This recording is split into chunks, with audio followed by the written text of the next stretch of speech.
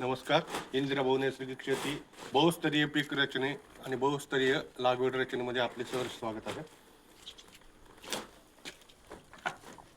पहा, इथे आपण ओवा टाकलेला आहे. ओवा लागवड केली, बहुस्तरीय बहुपीक रचना.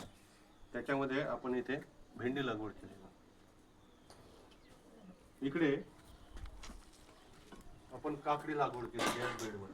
या बेडवर आपण ओवा आणि भेंडी काही काही ओवा जर्मिनेशन म्हणतात. आता ह्या बेडवर काय केलंय आपण, काकडी लागवड केली. इथे एक काकडी इथे एक. त्याच्यानंतर ह्या बेडवर आपण पुन्हा एकदा इकडच्या बाजूला काकडी, इकडच्या बाजूला भेंडी लागवड दिसते आपली पूर्ण. त्यानंतर या बेडवर आता हे 3 बेड झाले आपले. या बेडवर आपण पुन्हा एकदा काकडी लागवड पाहू शकतो. प्रत्येक ठिकाणी 2-2 बिया आपण रोपण केले होते, पण या बिया आपले एक जर्मिनेशन झालं. साधारणपणे 30% आपलं जर्मिनेशन झालं. इथे एक, इथे एक, इथे इथे. त्यानंतर या बेडवर इकडच्या बाजूने काही प्रमाणात कोथिंबीर उगवून आहे. कोथिंबीर टाकली जाते. बहुस्तरीय बहुपीक रचना. इकडे गवार दिसते पा, काही कोथिंबीर. आणि या बेडवर इथे सलग भेंडी लागवड केली. पाहू शकता, हे एक झाड आहे, हे एक. काही कोथिंबीर देखील आहे काहीकडे. हे एक झाड 4 आणि तिकडे 6, खाली तिकडे 2, 8 असे. आता तसंच आपल्याला इकडे दाखवतो त्या बाजूला.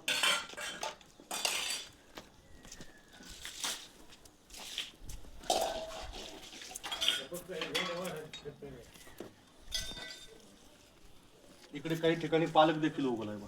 नैसर्गिक पालक आहे. गेल्या वर्षी लावला होता आपण नैसर्गिक पालक लावला.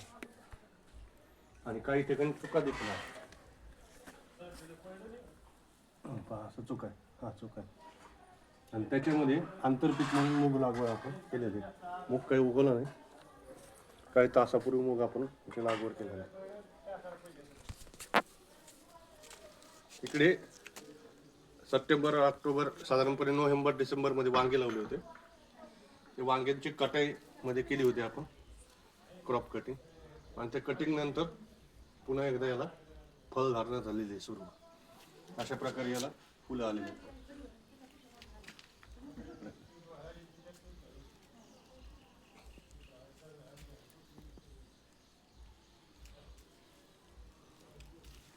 आता हा मोगरा आहे पा.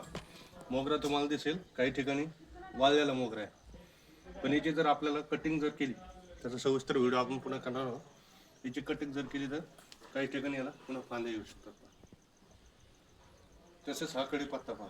कढीपत्त्याला आता जून लागलाय, साधारणपणे जुलैचा महिना चालू आहे. 4 आहे, 4/7/2024. अत्यंत उत्कृष्ट पद्धतीने याची ग्रोथ होत आहे. हा एक कढीपत्ता बहुस्तरीय बहुपीक रचनेमध्ये दाखवतो तुम्हाला या प्रकारात. इथे हे अशोकाचं झाड आहे. हा अशोकाचं झाड साधारणपणे